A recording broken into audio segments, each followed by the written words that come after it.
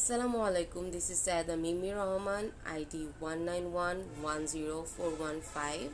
Today I will talk about the writing, visual pleasure and narrative cinema. Written by Laura Mulvey.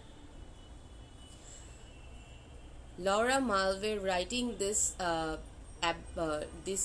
essay to explain the situation of Assalamualaikum, this is Saida Mimi Rahman, ID 191104115. Today I'm gonna explain the essay Visual Pleasure and Narrative Cinema, written by Laura Mulvey. The cinema offers a number of possible pleasures. One is a scopophobia. There are circumstances in which looking itself is a source of pleasure, just as in the reverse formation there is a pleasure is being looked at.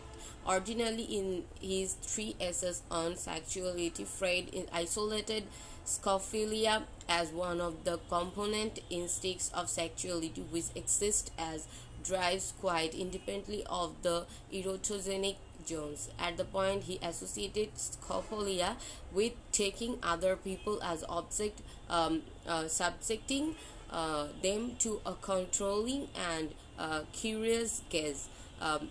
His particular examples center around voyeuristic activities of children, their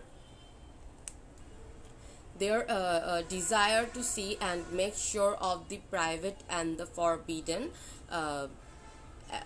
In this analysis, Sophia is essential active. The psycholinguistic background that has been discussed in the article is relevant to the pleasure and unpleasure offered by traditional narrative film. The scopholic instinct and in contradiction, ego, libido act as formations mechanism which this cinema has played on. The image of woman has raw material for the gaze of man, takes the argument a step further into the structure of representation, adding a further layer demanded by the ideology of the patriarchal ordered as it is worked out in its favorite cinematic form, illusionistic narrative film.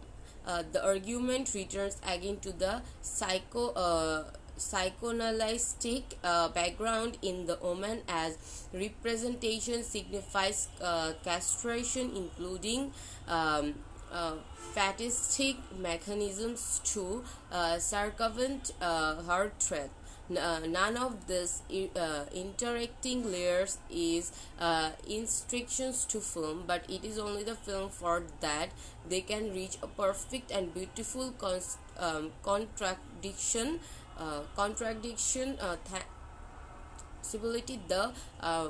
possibility to the cinema of shifting the emphasis of the look. This is the place of the look that defines cinema and possible challenge. It is these cinematic codes and their relationships to formative external structures that must be broken down before mainstreams film and pleasure it provides can be challenged. Thank you. That's all from me.